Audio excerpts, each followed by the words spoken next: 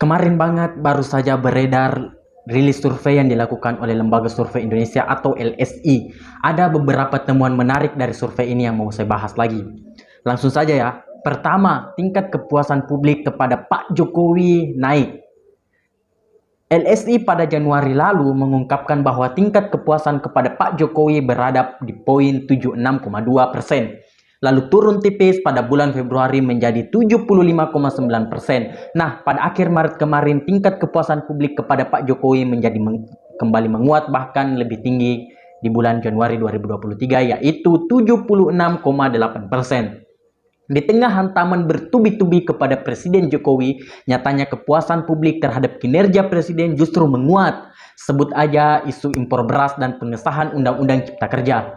Namun, nyatanya isu ini cuma isu elit. Rakyat tetap puas terhadap kinerja Pak Jokowi. Boleh jadi, justru kebijakan impor beras di tengah ancaman badai El Nino ini justru makin menambah kepercayaan masyarakat bahwa ke depan harga besar akan stabil. Juga justru disahkannya Undang-Undang Cipta Kerja meyakinkan sebagian pekerja bahwa kini dengan adanya Undang-Undang Cipta Kerja, urusan pesangon ini ancamannya sekarang adalah pidana, bukan lagi perdata.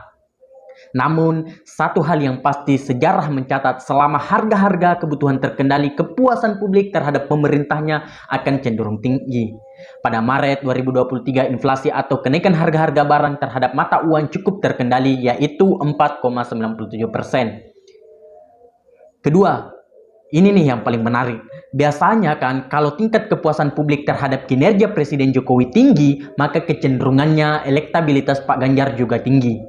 Kalau tingkat kepuasan publik terhadap kinerja Presiden Jokowi naik, kecenderungannya elektabilitas Pak Ganjar juga naik. Tapi kini yang terjadi justru sebaliknya. Kepuasan masyarakat kepada Presiden Jokowi menguat, tapi elektabilitas Pak Ganjar justru merosot.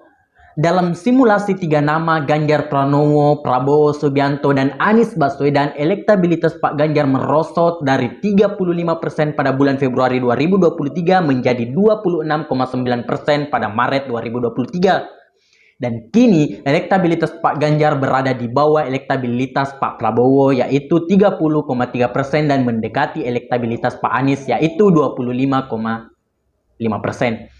Kenapa? Pertama, Presiden Jokowi telah berupaya agar Indonesia terpilih menjadi tuan rumah Piala Dunia U20, lalu kita berhasil terpilih, kemudian berupaya untuk menyukseskan pergelaran sepak bola U20 terbesar di dunia tersebut dengan mempersiapkan segala infrastruktur dan peralatan sesuai dengan standar FIFA. Sementara Pak Ganjar justru membuat statement bahwa dirinya menolak kehadiran timnas Israel yang diduga kuat merupakan salah satu penyebab dibatalkannya Piala Dunia U20 di Indonesia. Pak Ganjar telah memposisikan dirinya berseberangan dengan Presiden Jokowi. Kedua, menurut survei LSI, sebagian besar publik tidak mempersoalkan kedatangan timnas Israel ke Indonesia. Sebagian besar publik, yaitu 64,1%, juga menyayangkan dibatalkannya pergelaran Piala Dunia U20 di Indonesia. Saya menduga inilah alasan kedua kenapa elektabilitas Pak Ganjar merosot tajam sekitar 9%-an. Pak Ganjar telah melawan gelombang keinginan publik.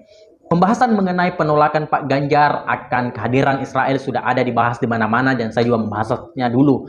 Jadi saya juga tidak akan membahasnya itu lagi. Yang jelas pendapat publik terbagi dua. Ada yang setuju dengan sikap Pak Ganjar, terutama setelah mendengar penjelasannya dalam wawancara yang bersama Mbak Najwa Shihab.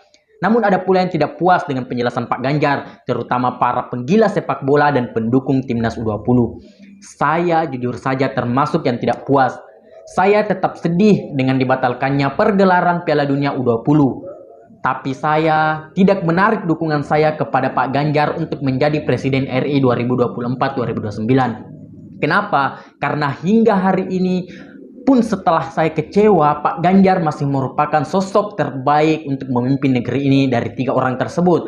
Pada September 2019, misalnya, kepala sekolah yang terpapar radikalisme dibina dan diambil tindakan tegas di Jawa Tengah. Pada Februari 2020, saat melantik 170 Kepsek SMA, beliau dengan tegas meminta Kepsek yang pro-khilafah, ekstremisme, dan fundamentalisme agama untuk segera mengundurkan diri. Pada November 2021, Pak Ganjar menegaskan lagi melalui sebuah statement tidak ada toleransi pada kelompok radikal dan penolak Pancasila. Nah, ini dia, Pak Ganjar tidak pernah beraliansi dengan tokoh maupun kelompok manapun yang gemar mempolitisasi agama.